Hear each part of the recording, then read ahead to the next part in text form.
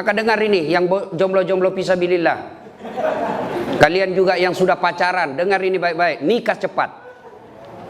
Dengar ini cewek-cewek, dipacari 3 tahun tidak dinikah-nikahin, rugi kamu. Motor aja 1 tahun dicicil sudah lunas, masa kamu dipacari 3 tahun tidak dinikah-nikahi? Maka saya hormat sama laki-laki ini, masih muda, berani untuk menikah. Tidak semua laki-laki berani untuk menikah, termasuk kalian yang bawa pacar tapi sampai sekarang tidak menikahi pacarnya. Siapa suruh kau undang saya?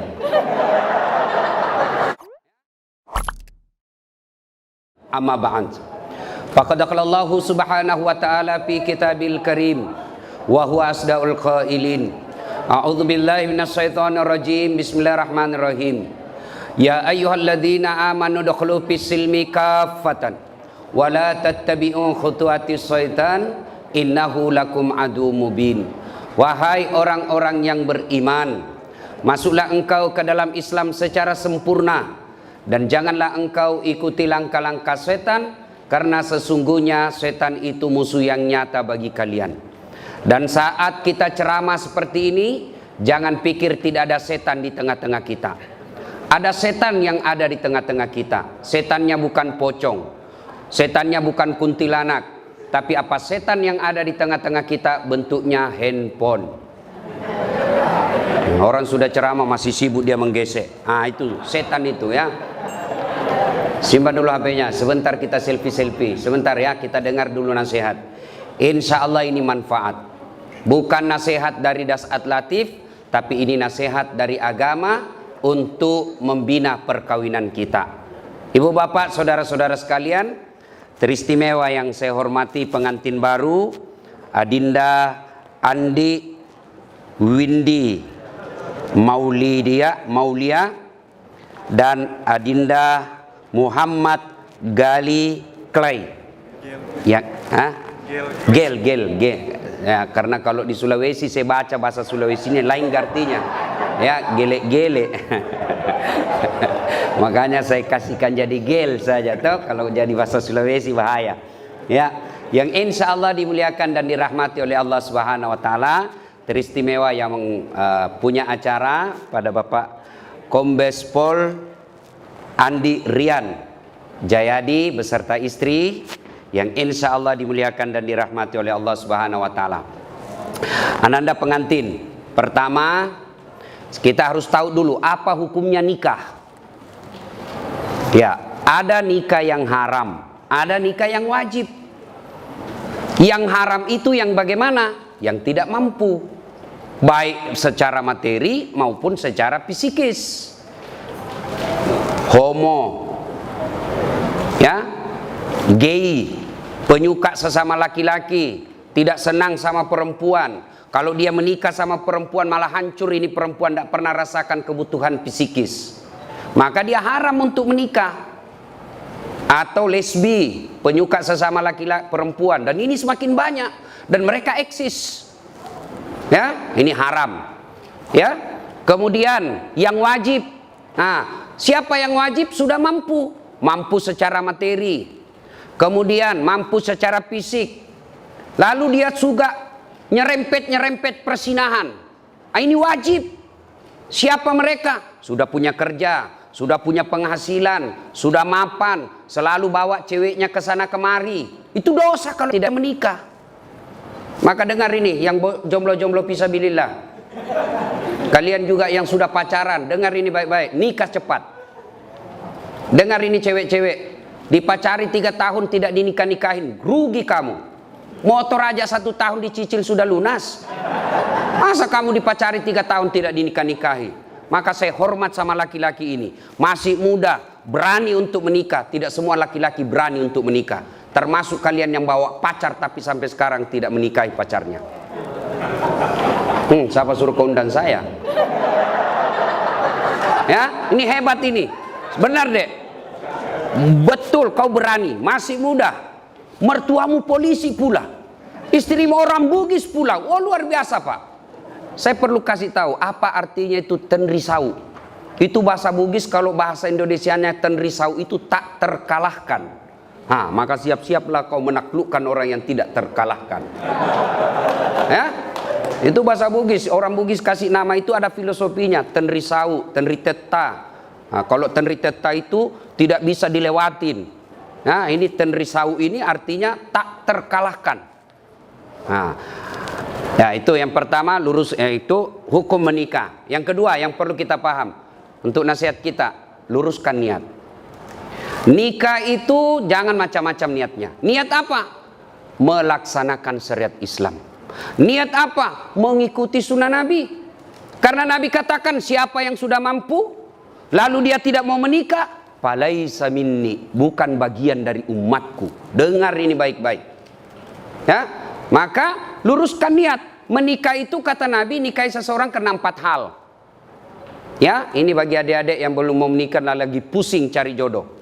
Kata Nabi, nikahi seseorang karena satu, kalau kau laki-laki, nikahilah dia karena kecantikannya. Perlu cantik. Kenapa? Dia 24 jam di depanmu. Kau pulang kerja, ya ada lagi dia. Kau mau tidur, dia lagi di depanmu. Kau mau makan, ya ada lagi dia. Kalau dia jelek, cepat bosan. Akhirnya ganti casing. Tapi cantik ini penting, tapi tidak boleh prioritas. Kenapa? Cantik ada batasnya. Apalagi zaman sekarang. Cantik betul di medsos. Ternyata kamera 360. Cantik itu penting, tapi tidak boleh prioritas. Kenapa? Sweet Seventeen 20 tahun cantik, tapi 70 tahun tidak cantik lagi. Maka kalau motif utamamu cantik, maka akan pudar cintamu. Alhamdulillah istrimu cantik, bos. Alhamdulillah. Ya, 2. Kata Nabi, nikahilah dia karena kekayaannya. Islam tidak dilarang mencari orang kaya, tapi yang dilarang materialistik. Apa itu materialistik? Menghalalkan segala cara untuk mendapatkannya. Beda agama, karena banyak uangnya dia pilih, itu namanya materialistik. Tapi cari orang kaya tidak dilarang. Tapi jangan sampai kau tidak menikah karena kau takut miskin. Tidak ada orang setelah menikah semakin miskin. Kenapa? Logika Qur'annya, satu manusia ada rezekinya. Satu manusia ada rezekinya. 1 tambah 1 pasti 2. Maka nikahlah. Jangan kau pernah menolak pernikahan karena kau tidak merasa tidak mampu. Saya miskin. Maka kau akan miskin selama-lamanya. Karena Allah jelaskan, ana inda sanni abdi bi. Saya tergantung sangkanya hambaku. Kalau saya sangka, kalau dia sangka telah makin kaya setelah menikah, saya kasih kaya kau.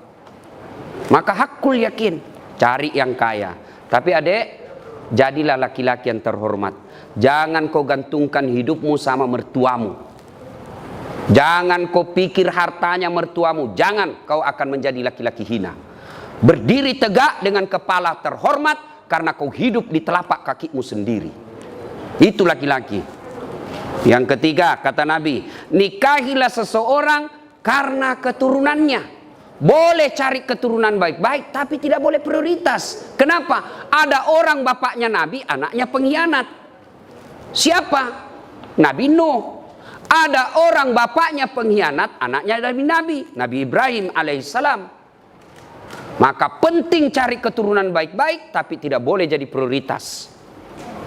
Nah, yang keempat, kata Nabi, nikahilah dia karena agamanya. Ini yang prioritas. Ya, kata mahasiswa saya, Ustadz, kenapa agama nomor 4? Mestinya dia nomor 1. Saya bilang jangan salah paham dek. Hadis itu agama nomor 4, tapi dia tidak titik di situ, dia koma. Lalu ada stressingnya. Utamakan agamanya, karena dengan agama kau akan mendapat 4-4-nya. Ada orang cantik, akhlaknya kesurupan. Ada kaya, tapi otaknya beleng-beleng. Ada lagi cerdas tapi mukanya hancur. Tapi untuk mendapat perempuan yang komplit, paripurna, dia cantik, dia anak keturunan baik-baik, kaya, bagus agamanya, 10-100 cewek belum tentu ada 1. Kalau ada tunjukkan saya juga masih mau. Ya kan? Maka utamakan agama. Karena agama, mukanya yang tidak cantik akan baik dengan akhlaknya yang mulia. Kekayaannya terbatas, tapi kaya akhlaknya, maka orang dia puji. Orang memujinya.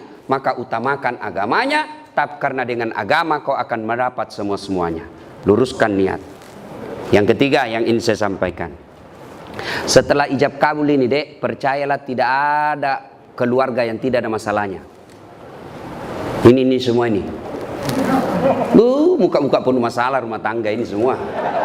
Ya kan? Iya, percaya. Tidak mungkin ada rumah tangga yang tidak ada masalahnya. Rumah ustadz banyak juga masalahnya. Apa masalahnya? Mau kawin lagi takut sama istrinya. Semua orang punya masalah. Jangankan ustadz, nabi aja ada masalahnya.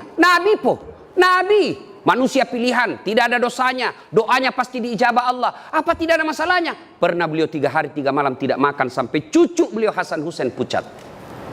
Dibuli, bukan lagi dibuli, diusir dari tanah kelahirannya Mekah. Siapa yang mengusirnya? Pamannya sendiri. Tuh Nabi. Bahkan pernah dalam kesetiaan rumah tangga, beliau pernah difitnah, Aisyah selingkuh. Itu rumah tangga Nabi, apalagi rumah tangga milenial. Pasti banyak masalah. Saya kasih kau contoh. Sebelum kau nikahi ini adik, apa masalahmu? Diterima ndak ya? Diterima ndak ya? Diterima ndak? Sudah, diterima. Selesai masalahmu. Oh, ada lagi masalah. Ada corona. Mau menikah ada corona. Ya, selesai menikah seperti ini, apa selesai masalah? Muncul masalah baru, mau punya rumah. Sudah punya rumah, selesai masalah, mau punya anak. Tidak ada orang tidak ada masalah. Saya kasih lagi contoh. Istri cantik, kau kira bukan masalah? Istri cantik digoda orang. Apalagi kalau suaminya jelek. Lebih masalah lagi tuh bos. Untung ini pasangan sama gagah dan cantik, klop. Berarti bagus kalau jelek istri Ustaz. Istri jelek dihina orang. Kita lagi yang malu jalan sama dia. Pergi pesta pengantin duluan aja dek, nanti saya menyusul. Sampai istrinya, bang di mana kau bang? Nggak jadi saya mencret. Coba. Istri cantik masalah, istri jelek masalah. Tidak ada orang tidak ada masalahnya. Lalu ada yang bilang sama saya, Ustaz, bahagia benar rumah tangganya itu Ustaz. Kenapa aku bilang bahagia? Tahu Facebooknya, foto-fotonya di Instagram, di WhatsApp bahagia, peluk-pelukan. Saya bilang, beleng-beleng itu kalau foto baku tangkar dia pergi share di Facebooknya. Masa orang bertengkar lalu dia share di Facebooknya? Itu dongok namanya itu. Pasti yang romantis. Saya itu bisa membaca psikologinya orang yang bisa baru bertengkar. Selama ini tidak pernah ada foto istrinya di medsosnya. Tiba-tiba tampil dengan mesra. Biasanya habis selesai selingkuh itu suaminya. Maka dia pasang lagi seperti itu. Hati-hati. Saya juga diprotes sama keluarga. Kenapa itu kau saya lihat tidak pernah itu wallpapermu istrimu. Tidak pernah saya lihat kau bawa foto istrimu di dompet. Saya bilang untuk apa? Nah saya sudah hafal mukanya. Orang yang tidak hafal muka istrinya itu harus lihat fotonya tiap hari. Jadi ibu-ibu yang selalu dipajang fotonya di medsos jangan terlalu percaya diri. Bisa jadi suami sudah mulai lupa muka istri. Ya, percaya dek, tidak ada keluarga yang tidak ada masalah. Nah sekarang apa sumber masalah keluarga? Ini dulu dideteksi. 1, sakwa sangka. Apa itu sakwa sangka? Sangka buruk. Telepon suami, kok tidak dijawab? Mulai gelisah. Sangka baik. Telepon suami tidak ada jawaban. Oh berarti suamiku lagi sholat duha di kantor. Telepon 1 jam berikutnya tidak dijawab. Oh lagi menghadap komandan. Telepon tidak dijawab. Sholat jamaah di masjid. Tiba-tiba sore WhatsApp teman kita masuk. Saya lihat suamimu bonceng cewek cantik betul. Oh berarti suamiku nge-grab. Sangka baik. Saya serius ini. Ya sangka baik. Ya begitu ada temanmu kasih ke informasi, jangan langsung sangka buruk, sangka baik. Tidak semua teman kita itu niatnya baik. Jangankan orang lain, sepupu belum tentu baik. Jangankan sepupu, saudara belum tentu baik informasi dia kasih kita. Bisa jadi dengki. Siapa contohnya? Yusuf alaihissalam. Siapa yang dorong Nabi Yusuf masuk sumur? Saudaranya. Masa si Ustaz? Itu kan paman saya, saudara bapak saya. Siapa Abu Lahab? Pamannya Nabi.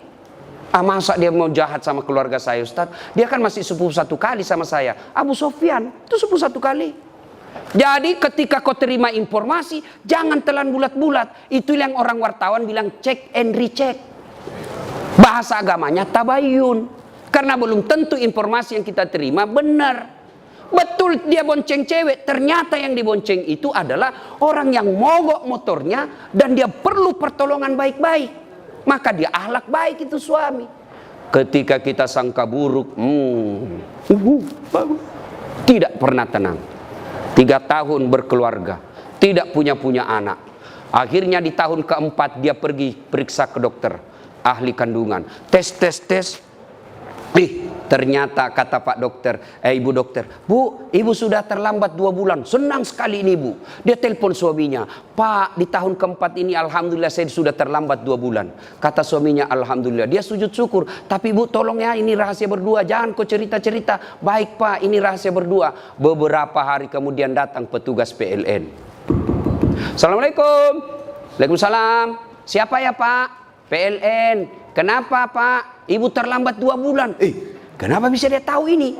Pasti suamiku lagi yang cerita. Mulai buruk sangka. Datang suaminya cari nafkah, capek, kepanasan, kena macet, setengah mati pakai masker. Sana terancam corona di luar. Lalu baru datang, Assalamualaikum. Apa Assalamualaikum? Assalamualaikum. Pembohong memang kamu. Apalagi pembohong. Kenapa itu PLN dia tahu saya terlambat 2 bulan? Pasti kau yang cerita. Bukan demi Allah. Siapa PLN tahu? Saya tidak tahu. Kenapa PLN tahu saya terlambat 2 bulan? Dia datanglah ke PLN ini, suaminya juga marah-marah. Ada apa kau tahu istriku terlambat 2 bulan? Ini Pak, ada catatannya. Untuk apa kau catat-catat? Hapus itu. Boleh dihapus Pak, tapi Bapak bayar dulu. Kalau saya tidak mau bayar, ya terpaksa punyanya Bapak diputus. Kalau punya aku diputus, apa dia pakai istri saya di rumah? Ya terpaksa pakai lilin. Ini akibat sangka buruk. Ya, maka sangka baik. Semakin berkeliaran sangka buruk dalam rumah tangga dan hatimu, hakul yakin kau tidak akan pernah abadi berumah tangga. Ya? 2, penyebab masalah dalam rumah tangga, bohong. Berapa banyak rumah tangga berantakan gara-gara bohong. Bohong sekali, akhirnya apa? Menutupi kebenaran 99. Maka jangan pernah bohong, lebih baik jujur. Saya kalau ditanya sama istriku, kenapa kau bohong? Saya sayang kau, jadi saya bohong. Saya tidak mau lukai perasaan, tapi akhirnya Allah takdirkan kau tahu apa boleh buat. Maafkan saya sayangku, kau tetap menjadi ratu dalam istana hatiku. Oh, senang sudah itu. Ya, perempuan itu dipuji, disanjung, jangan selalu dibohongi. Ya? Nah itu, kalau kau mau punya rumah tangga bahagia, jujurlah. Dan berawal dari jujur itu sampaikan saja. Dan kita juga putri cewek, jangan paranoid. Telepon, di mana kau? Saya di kantor. Di mana kau? Di kantor. Coba video call. Itu yang membuat kita kadang-kala cepat mati. Ya, satu. Ya, yang keempat. Ya. Sekarang semua rumah tangga ada masalah. Lalu kalau ada masalah Ustadz, apa solusinya? Ista'inu bisabri wassalah. Sabar, perbaiki solatmu, saya yang selesaikan masalahmu. Itu janji Allah. Jadi ini dia berdua, ya, rumah tangga ini, rumah tangga milenial seperti kalian ini pasti berat. Resepnya 2 deh. Tingkatkan kesabaran, sempurnakan solatmu. Allah yang selesaikan. Apakah orang yang solat tidak ada masalahnya? Ada masalahnya. Cuma Allah yang bantu selesaikan. Rasulullah ada masalahnya. Tapi begitu ada masalah, beliau solat. Kita manusia akhir zaman ada masalah, update status. Berdoanya di Facebook. Berdoanya di Twitter. Teganian kau. Ya Allah, lindungi rumah tanggaku. Sibuknya Tuhan mau baca statusmu, bos. Berdoanya di mana? Di atas sajadah. Selesai sholat, ibu-ibu kadang curhat sama saya biarkan saja dia menangis-nangis. Nah, kalau ibu-ibu curhat itu jangan dibantah, dengar aja. Selesai itu saya bilang, Bu, sampaikan keluhan ibu bukan kepada saya, tapi kepada Allah dalam sholat tahajud atau sholat hajat. Minta kepada Allah. Ya Allah, Zat yang membolak-balikkan hati suami saya, Engkau yang maha memelihara. Pelihara suami saya dalam cari nafkah. Perempuan semakin liar, tapi jika Engkau memelihara suamiku, tidak ada perempuan yang mampu mengalahkannya. Masya Allah. Ya, kau curhat saja. Kau dapat masalah rumah tangga, tak kusangka ternyata seperti ini. Jangan putus asa. Jangan putus asa. Maka ambil sajadah, kau mengadu kepada Allah, bukan mengadu di medsos. Ya? Nah, tingkatkan kesabaran. Nah, ini Bapak Ibu saudara-saudara sekalian. Nah, banyak yang bisa dilakukan di ceramah tapi waktu terbatas. Nah, sekarang yang kelima, resep gampang bahagia. Nah, resep gampang bahagia, birrul walidain, berbuat baik sama orang tua. Coba ini dek, tamu-tamu kita, ada kehormatan kita, Brigjen, bintang 1 polisi. Siapa yang beliau lihat? Bukan karena 2 pengantin, tapi bapak. Saya datang ke sini, seumur-umur jadi wabah corona ini, baru kali ini saya ceramah di depan umum. Saya bilang sama beliau, yang penting jangan ada yang rekam, nanti kita dibully lagi di medsos. Ya, saya datang pertaruhkan, saya tinggalkan Makassar, melawan ini kekhawatiran saya tentang corona, karena saya menghargai bapak mertua. Nah, ini acara mewah seperti ini, kenapa? Karena orang tua. Jadi kalau kau mau bahagia, muliakan orang tua. Jangan cari muka sama direkturmu. Jangan cari muka sama bupati, bukan dia yang besarkan dan nikahkan kamu. Maka kalau rumus mau bahagia, muliakan orang tua. Ibu bapak yang ada rumah tangga di sini, kalau tidak pernah berhenti masalah dalam rumah tangga, barangkali penyebabnya, hakul yakin, bapak mengabaikan tanggung jawab memelihara orang tua. Ya, paling gampang, ini yang saya amalkan. 2 kali minimal telepon orang tua, kalau kita tidak serumah. Baru bangun telepon, Mak, Pak, gimana kabar? Alhamdulillah, terima kasih sudah menikahkan saya. Hari pertama. Hari-hari berikutnya, Pak, gimana kabar? Apa sarapan pagi ini? Doakan, Pak, minta doakan saya. Bu, minta doakan saya. Mau tidur, telepon lagi. Mak, gimana kabar? Ma, jangan lupa maafkan orang-orang yang salah hari ini, Mak, karena itu resep kebahagiaan dalam hidup. Coba lakukan itu dulu. Ya, jangan malah menelpon ibu kita, menelpon manajer kita abaikan. Mak, tunggu dulu ya, menelpon manajer saya, itu sumber masalah hidup. Terbalik mestinya, Pak manajer, mohon maaf, di jalur lain ibu saya menelpon, 10 menit kemudian saya telepon balik Bapak. Itu yang baik. Jangan malah, mohon maaf Pak, ada Bapak manajer saya telepon, saya tutup dulu Pak ya, melukai perasaan orang tua. Ya, birrul walidain. Tidak ada rumah tangga yang sengsara kalau dia memuliakan orang tuanya. Itu aja rumus. Soal rezeki, Dek, jangan kau cemas. Allah sudah jamin rezekimu.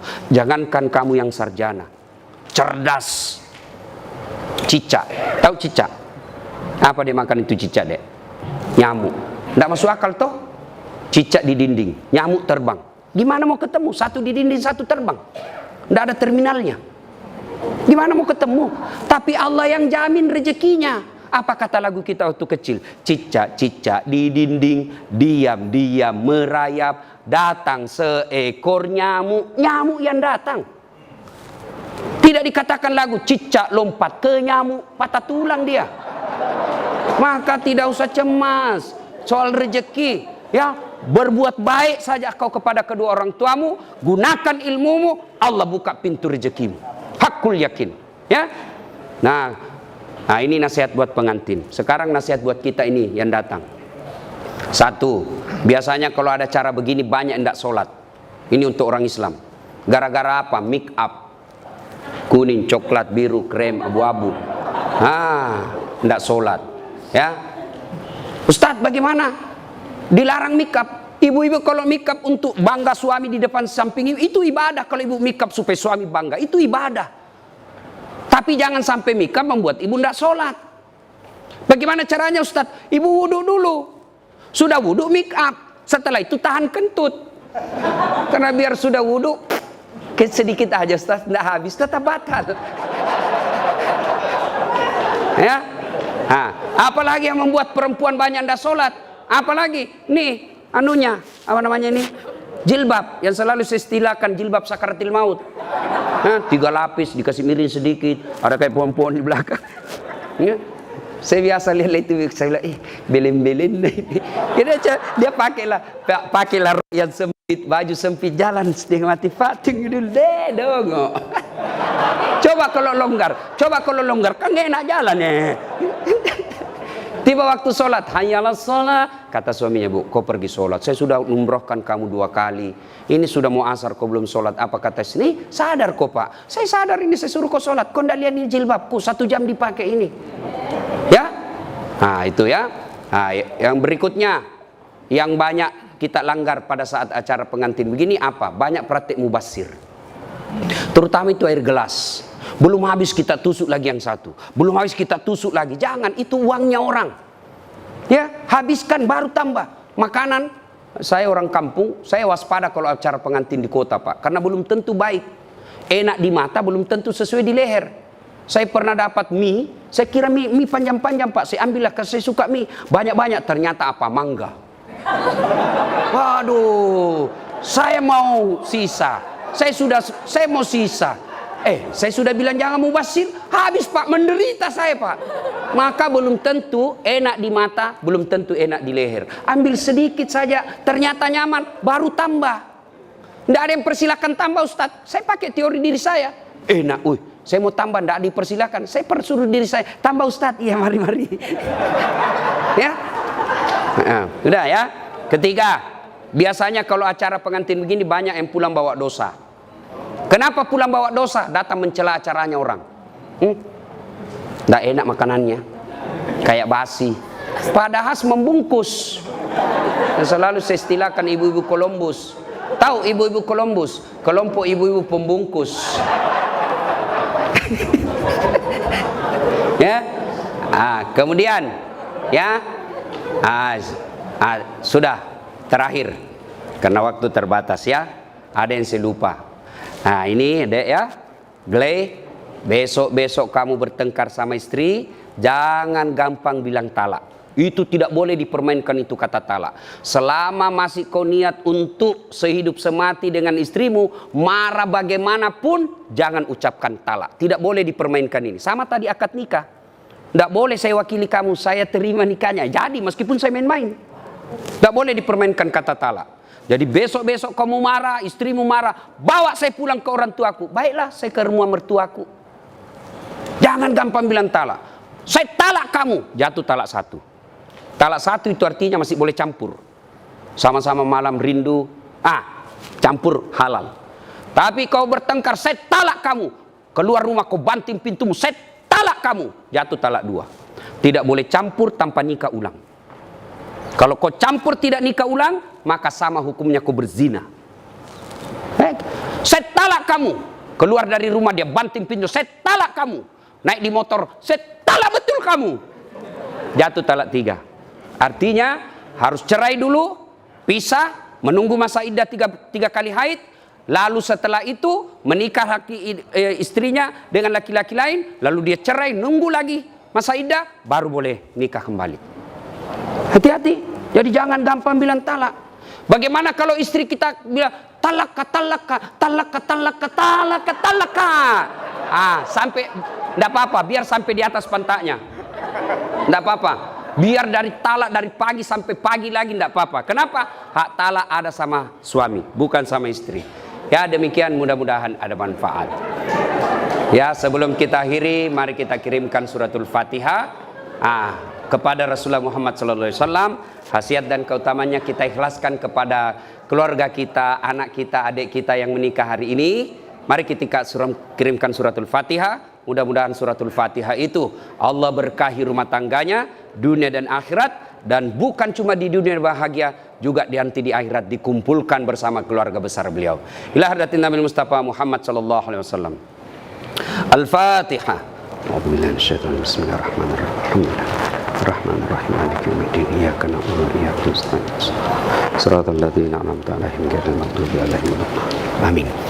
Terima kasih Ibu Bapak, saudara-saudara sekalian. Demikian, semoga ada manfaat. Kalau masih mau dengar ceramah lengkap soal pernikahan, banyak ceramah saya. Nasihat kewajiban istri kepada suami, atau kewajiban suami kepada istri, kewajiban orang tua kepada anak, kewajiban anak kepada orang tua, ada di YouTube.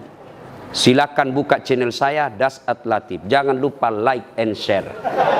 Terima kasih, lebih dan kurangnya mohon dimaafkan. Assalamualaikum warahmatullahi wabarakatuh.